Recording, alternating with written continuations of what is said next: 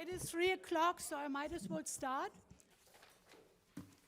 So anyway, my name is Karen Price, and I'm a member of the Special Events Committee. It took a little bit of detective work to get Mr. Clark to give us a lecture, because my husband found this article in the Arlington magazine.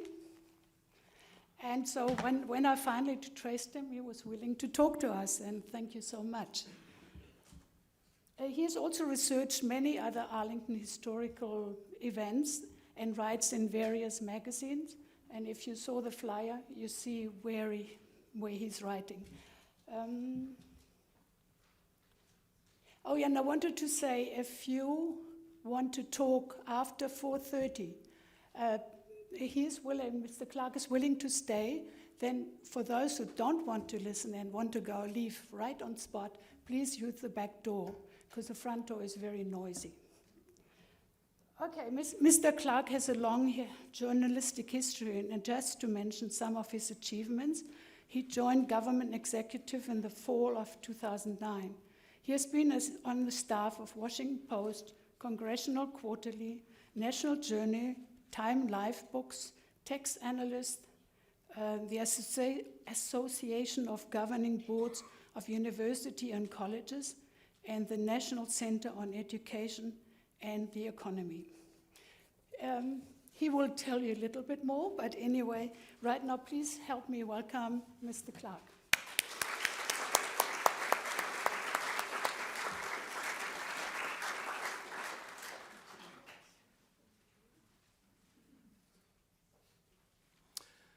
Thank you so much, Karen, and thank you to Encore Learning and the Arlington Public Library for welcoming me. To that nice little bio, I would also add that I write a weekly column on Arlington for the Falls Church News Press. It's called Our Man in Arlington. But most important, I grew up here, and I have personal memories of this misadventure that Arlington had with the American Nazi Party. I can recall as a 9 or 10-year-old on my way to Little League games with my parents, driving by this kind of ramshackle house in Ballston, which I now know to have been at 928 Randolph Street. And there was a big wooden sign on the roof, and it said, "White man fight, help smash the black revolution." And I can't remember exactly how my parents explained that when the subject came up, but we really had no idea that Arlington was such a unique site for this kind of thing. I also have a boyhood memory of some time in maybe junior high or early high school that became kind of a fad for teenagers to call this telephone number. I don't think they had 800 numbers back then, but it was, you might even had to pay for it. But you called a number, and it was a white supremacist on the line with a recorded message.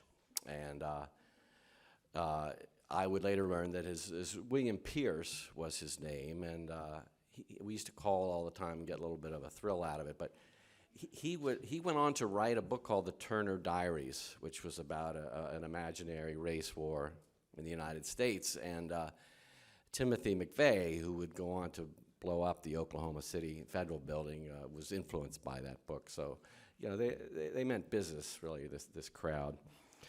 Now, when I decided I wanted to research this for the Arlington Historical Society magazine, which is where I first published it, the society was used to a little more traditional history, names and dates, and older than just the 1960s, and maybe more pleasant than Nazis in Arlington, you know. But I managed to talk them into it, and I was able, in the original version in the Arlington Historical Magazine, which I have right here, and I have all the versions of the article that I originally wrote have appeared in various publications, and after the program, you all are welcome to come look at them. I'll put them out here, but they're my only copies, so I just want to be careful with them.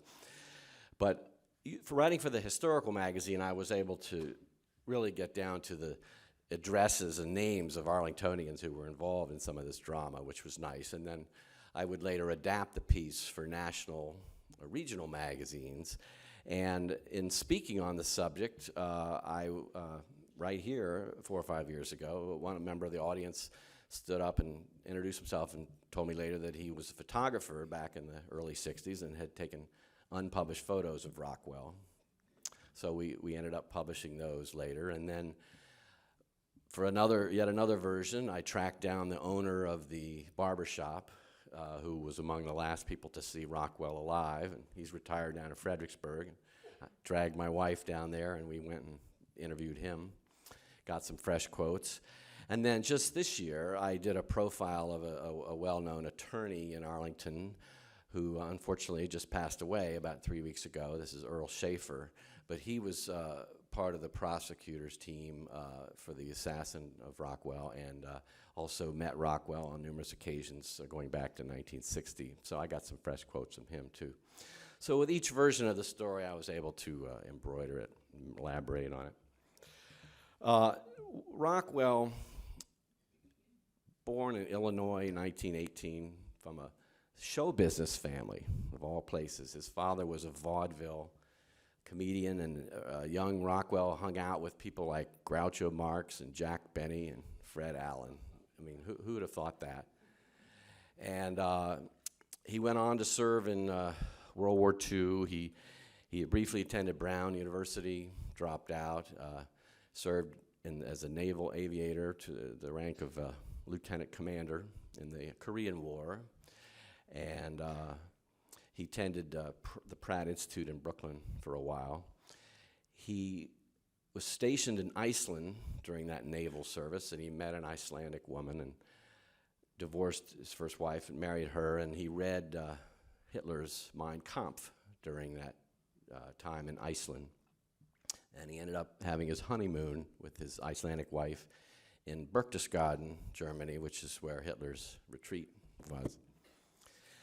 So the odd thing about, in the late 50s, he gets this idea of forming the American Nazi Party. He had an earlier name for it, WUFN or something. I forget what that stands for. I have it written down. And the issue was, why do you suppose he picked Arlington, Virginia? And he had made some contacts down with a couple of people who would fund him down in Newport News. There was a guy named Floyd Fleming, and who had a house in Arlington, and then there was a Baltimore heir to a fortune named Harold Aerosmith. I later learned, as I've been doing some more recent research, that his fortune came from the Dun and Bradstreet empire, a couple of times removed. I wouldn't blame the current functioning Dun and Bradstreet for that, but Harold Aerosmith was a white supremacist, and he agreed to finance Rockwell's idea of forming this party, and he bought him a house to use at 6512 Williamsburg Boulevard, which is not far from where I live. And here, where I do have personal memories of, they had a picture window of that house, and there was a lit up swastika flag in the bay window, or in the picture window, I should say. And I have friends, a little older maybe, who can recall the bus drivers during school days, pointing this out to young kids as they went by it. And there was a famous raid that got a lot of publicity, coverage in the Washington Star and Washington Post. The Commonwealth's attorney was a man named William J. Hasson. He was a neighbor of mine. I knew his sons, interviewed him once for the high school paper. But in 1960, he took his assistant, Earl Schaefer, whom I mentioned earlier, the attorney who recently passed away, and they got a warrant and raided that house on Williamsburg Boulevard looking for weapons. And it was sort of a game. This kind of established a pattern. Rather than being intimidated or angry, Rockwell was delighted and welcomed them and offered them a piece of birthday cake. Hitler's birthday. This was April 20th or whatever. And then Rockwell snapped a photograph of Hasson and Earl Schaefer and sold it. Can you believe they didn't just give it? He sold it to the Washington Star, and it was repeated on television. This raid on his house with people outside, neighbors chanting, against the Nazis. And the Nazis, I think, filed out in formation, whatever.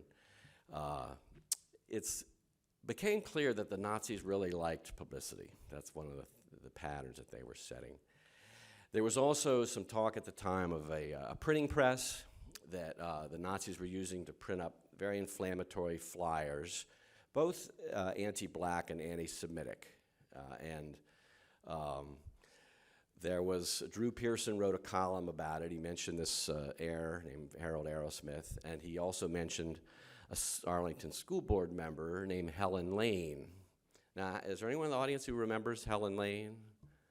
Okay, there's 2 or 3, yeah. She was on the school board in the late 50s, and she was a staunch segregationist, and she was there expressly to oppose school reforms. And as you all recall, in Arlington, the massive resistance to the 1954 Supreme Court decisions in Brown versus Board of Education went on for 4 or 5 years on the state level, and finally there was legal challenges, and the legislature took action, and in 1959, Arlington schools were finally integrated over the objections of this woman, Helen Lane. It's interesting, I would learn later, because I've been doing some recent research, she was a treasury clerk. If you look in the phone books in the 50s and 60s, they give the occupation of the person who's listed in the head of household. So she's listed as a treasury clerk, but she went on to go to law school, and she shows up later. I'll mention her again later. But Drew Pearson reported that she was running the printing press for the Nazis out of her basement. I can't vouch for that being totally accurate, but that was what was reported at the time. So Rockwell parlayed this into amazing national exposure. He was up in New York City in 1960, in 4th of July parade. The Nazis wanted to stage a rally, and Mayor Robert Wagner banned him, and the ACLU was on the opposite side of that, and it got a lot of publicity for Rockwell. I've looked at the clippings. It was front page of the Daily News and the New York Post, New York Times. And he would picket when Sammy Davis Jr. was performing in Washington. Sammy Davis Jr. had a white wife, and he was African American, and the Nazis would protest him. When the president of Israel, Ben Gurion, came to town, the Nazis would picket that. When Golda Meir, the movie Exodus was shown in movie theaters, the Nazis would picket that. They also picketed the White House with before Kennedy came into office, attacking some of Eisenhower's foreign policy for being too pro-Israel. Locally, their first target was the Jewish congregation that in 1959 or 60 was meeting at the Unitarian Church, which is now, of course, still at Route 50 and George Mason. Brand new, a much newer building back then. And they picketed Mario's Pizza House, which is still there. Now, I knew the owners of Mario's Pizza, the Howard Levine family, and they were Jewish. His name wasn't Mario, but somehow Rockwell got a hold of this, because I think Mr. Levine refused the Nazis service because maybe they were threatening, and so that's why they picketed them. There was an interview with Rockwell, famous interview in Playboy magazine, a little bit later in the 60s. It's conducted by Alex Haley, who of course went on to write Roots. And when the TV dramatization of Roots was broadcast in the late 70s, Rockwell had a cameo appearance. He was played by Marlon Brando. But Rockwell, he planned to run for president in 1972. He did run for governor in 1965, governor of Virginia, on a segregation platform, and he got 6,300 votes or so. And Bob Dylan mentioned him in a song. This is John Birch Society Blues, I think it's called. And he approached William F. Buckley, who had successfully launched his National Review, and Buckley kind of spurned him. Robert F. Kennedy was concerned about the Nazis. they'd have rallies downtown on the ellipse. And this is where my friend Jack Hiller, who took the pictures of the Nazis down on the ellipse. And when you look at these, we published it in 2 parts in Northern Virginia Magazine. Jack's unpublished photos there, they show the Nazis inside their house headquarters on Randolph Street, and it shows them on the ellipse giving speeches. And it's interesting, they're sort of sparsely attended. You know, keep your eye on that fact. They did use a lot of hate-filled rhetoric, all about making Anne Frank soap and threatening people. So it would get them into trouble eventually, because they would move into these different headquarters, and I'll go over the headquarters locations in just a minute. And they would usually rent the place under an assumed identity. So some of these mainstream real estate agents didn't quite, or fellow tenants, didn't quite understand who their new roommates were and who was signing these leases. So Aerosmith, the heir, parted ways with Rockwell in about '61, and Rockwell moved into the house that Floyd Fleming bought for him, which is 928 Randolph Street, which today is the Richmond Square high-rise apartments there in Ballston, right off of Fairfax Drive. And in that house, there was a couple of memoirs later that talked about what it looked like inside. It was messy. There was stacks of unpaid bills. There was a memoir from one of the members saying that Rockwell used to hoard all the food, what little there was, while the other members, maybe 15 or 20 Nazis, would go out and look for odd job work. And one of the memoirs was from a guy named Tony Ulazowitz, who some of you may recall from Watergate days. That he was a Brooklyn detective who ended up working for Nixon at some point back in the early 70s. And he wrote his memoir, and he happened to, when he visited Rockwell's headquarters in Arlington, and described it as very unprepossessing. And one famous episode that happened at that house on Randolph Street was that there was a 13-year-old Washington Lee student who was coming home one night from a dance, and he walked by there, and somehow they got in a dialogue with these Nazis out on the front porch, and they dragged this kid into the house, and they threatened him and scared him, and eventually they let him go, but they were prosecuted, the Nazis who did that, and served some prison time. Now, at the same time, the Nazis had another, what they call their barracks on Wilson Boulevard. I think it's 6400 block. It's where Upton Hill Regional Park is today. And there was an old house there that belonged to Admiral Kern, K-E-R-N, and his widow. And they, for reasons that are not totally clear, but lent the house to maybe 20 or 30 Nazis, and it then became known as Hate Monger Hill in the press, and they had a big sign and a swastika at the top of the old house. And I would later talk to reporters who would visit the house, and there was these rabid-looking dogs, or they'd heard rumors of rabid dogs out in front, but whenever they actually got up there, the dogs were just gentle.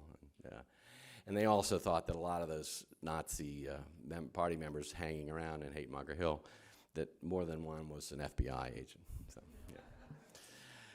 yeah. Both those houses were infiltrated at different times by reporters, too, and there's the Washington Daily News does a nice little first-person account of the reporters who infiltrated that.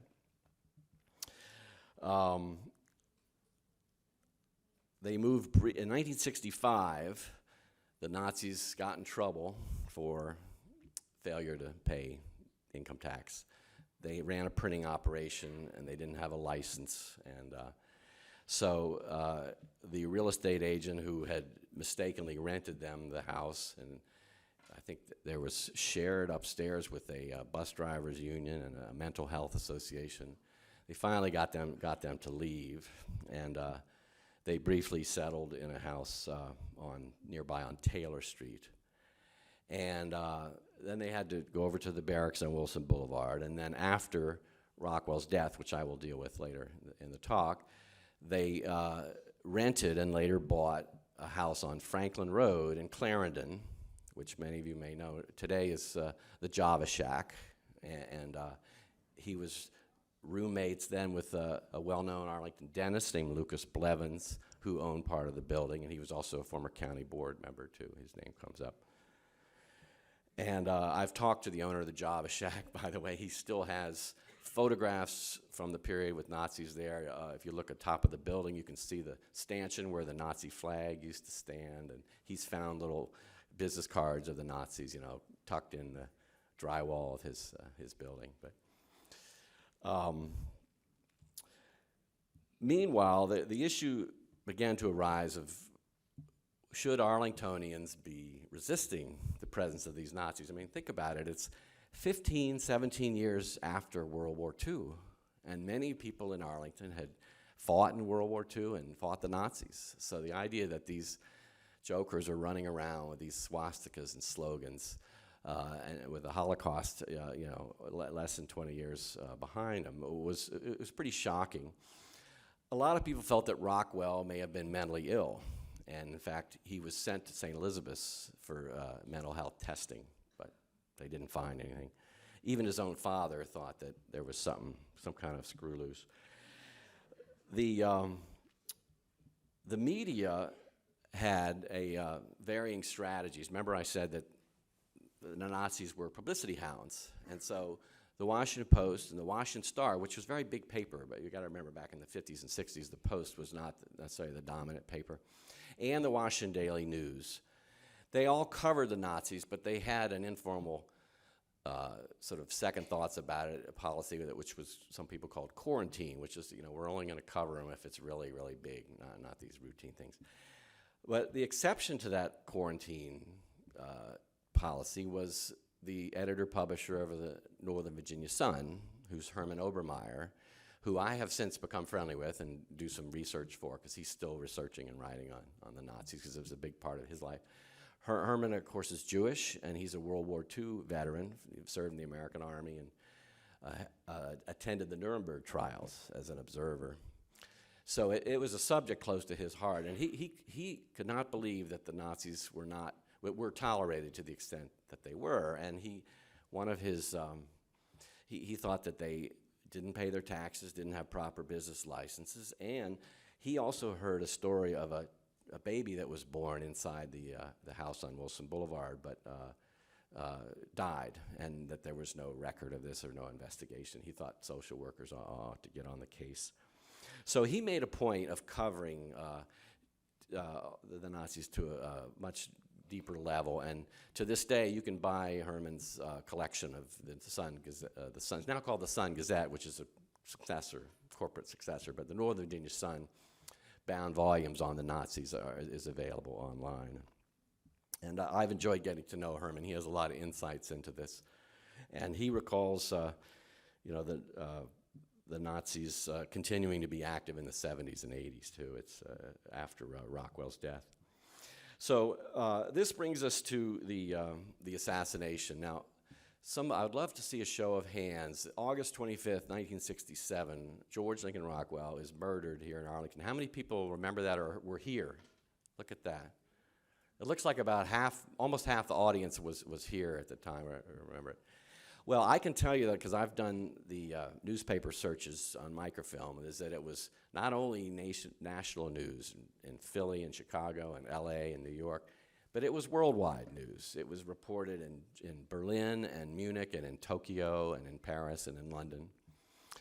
So Rockwell is living at the barracks, Haight-Monger Hill, up there at Wilson Boulevard, 2 blocks from this Dominion Hill shopping center, which today, as I mentioned in my article in the Arlington magazine, is right across from the skateboard park, and he's down there doing his laundry. Now, here's the other thing. Everybody who ever met Rockwell, and I've interviewed maybe 6 or 8 people who knew him personally, they all said that he was a gentleman, when he was around white people, obviously, and that he had all this charisma, that he wasn't a normal guy. He was 6'4", he had kind of flashing eyes, and he was sort of a take-charge character when he would come into the room. And there's a William and Mary student who interviewed him way back in the mid-'60s who said that he had all kinds of leadership aura that people would be intimidated by him. And this is the reaction to the owner of the laundromat, a woman named Ruby, I forget her last name, and Tom Blankeny, who was the barber next door at Tom's barbershop. They were the Nazis were all regular customers there at the shopping center, and they were all very gentlemanly, they used to say. So Rockwell is doing his laundry, and he's forgotten his bleach. So he steps out into the parking lot to get in his Chevrolet, I think it is, and drive back up 2 blocks up to Upton Hills. And the shots ring out, and he collapses. And by the way, the Northern Virginia Sun had one of the first reporters and photographers there. They think, Herman Obermeyer thinks they got there before the police even, but I don't know how they would have learned about it. But so the assassin, we would later learn, is not a anti-Nazi, but a fellow Nazi named John Patler, not his real name. That's a name that's supposed to resemble Hitler that he took on. He was a Greek named Patsulos, I think you pronounce it. And he and Rockwell had a falling out. Rockwell was his idol for about 2 years, and he was in and out of the party, and they found a letter in his wallet that brought out some of this drama. And later, people speculated that Rockwell wanted to have sex with Patler's wife, and that may have led to some tension. But I can't document that, but it's been said. So the assassin runs away on foot, and there's a big chase. It's all documented. The neighbors there on Liberty Street, Livingston Street, all these L streets off of Wilson Boulevard there, many of whom may still live there. I have friends in that neighborhood. I interviewed 1 or 2 of them for the story. They chase this character, and suddenly Patler is picked up on Washington Boulevard and Harrison Street, right between Inglewood and Harrison. There's a bus stop still there. I drive by and have to notice it. He's got wet pants wet up to the knees. He's standing at this bus stop. And he's recognized by Arlington police chief or deputy chief named Raymond Boots Cole, who knew all the Nazis, had been surveying it for years. And he's arrested. And later it goes to trial, and Hassan is the prosecutor, who I mentioned earlier, with Earl Schaefer, his deputy, and they are asking for the death penalty. And they find some of the evidence. It was a German pistol that they proved it had been test fired at a farm down in Culpeper by one of Patler's friends or something. And Patler apparently had ditched the gun after he shot Rockwell in 4 Mile Run right there at Bon Air Park. And again, I ride my bike by there, and I always think about it. And a police officer heroically just waded into the 4 Mile Run and found it. And that became a big piece of evidence. And Patler claimed that he wasn't near Wilson Boulevard that day, that he was shopping with his wife.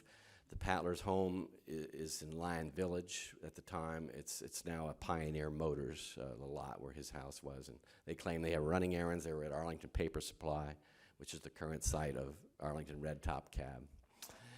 And but he was found guilty, and the wife screamed. But instead of the death penalty, he was given a much lighter sentence. I think it's 8 years. I have that.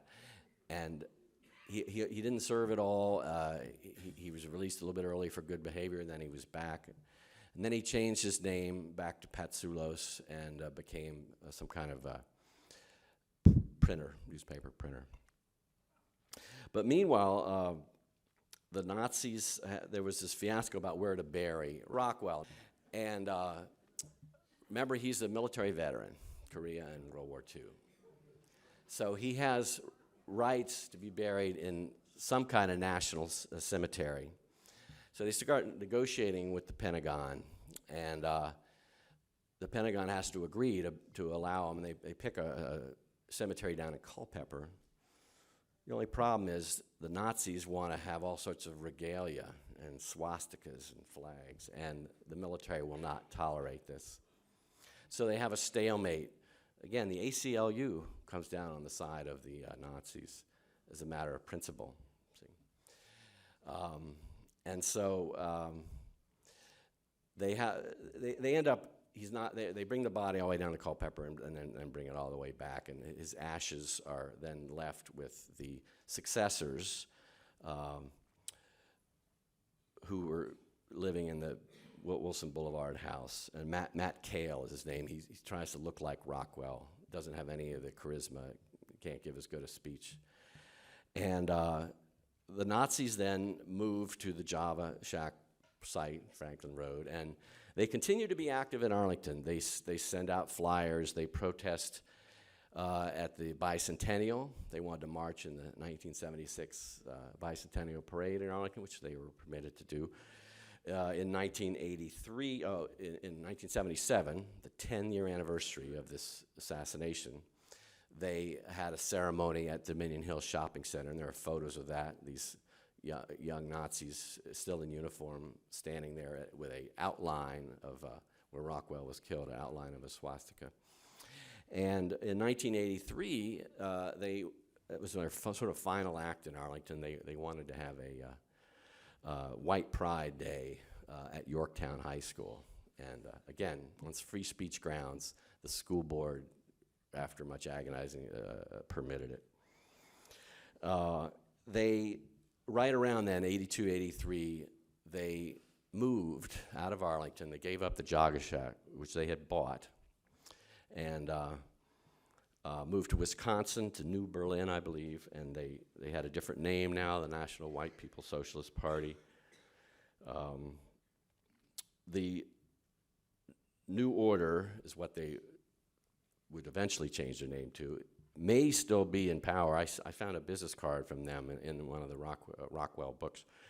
But it was run by a guy named Harold Covington, using the nom de guerre of Winston Smith, which is the name of the central character in George Orwell's 1984. But Harold Covington grew up in Chapel Hill, North Carolina, and my wife, who's here today, was in his high school class, and we remember him. He ran for senator or something from North Carolina back in the 70s, and he's still around. And then this leads us with the one big question, again, of why the Nazis were tolerated. And there was a resistance group, very heroic people, called Concerned Citizens. And this was made up of many of Arlington's Jewish families, several of whom whose kids I went to school with. And I was pleased to go through the files. It was organized by the Civic Federation, families named Plank. Reverend Yount from the First Presbyterian Church was active in it. And then families Nachman, who owned the bicycle shop, and Leibowitz and Arkin. All those latter three have kids my age who I went to school with and am in touch with, as a matter of fact. And they wanted to organize to pressure the authorities to enforce the laws against and try and get them on technicalities like failure to have business licenses and failure to pay taxes. And obviously it didn't quite work. Helen Lane, who I mentioned earlier was a school board member, she went on to get her law degree, and she ended up defending Patler, the assassin. She was on his defense team, which I found very hard to understand. Aerosmith moved to Germany, and he died there in, I think, the 90s, and his heirs, maybe it was the 80s, he left a whole lot of money to these distant heirs who never met him, and there was a big court battle about it, which is how I was able to track down some of the documents. And so it's, today there are still descendants of the Nazis. You occasionally see flyers, and when my article from the Arlington Magazine was posted on the website called I Grew Up in Arlington, Virginia, which is a fun website. I've been going on it a lot recently. It drew a lot of inflammatory comments, and the moderator had to sort of step in. And so there's still these strong feelings about it. After this piece came out, National Public Radio did WAMU, the local affiliate, did a piece on it, and they interviewed Herman Obermeyer, and they talked all about how today's young people perhaps are just not at all familiar that George Lincoln Rockwell, just 15 years after the Holocaust and World War II, was running around suburban Arlington, Virginia, and with impunity and with self-confidence. And it's not one of Arlington's proudest moments, but whenever I discuss it, there's a whole lot of people who remember it and want to hear more. Thank you. Thank you. And feel free to look at these magazines, which the gentleman here has. So. Yeah.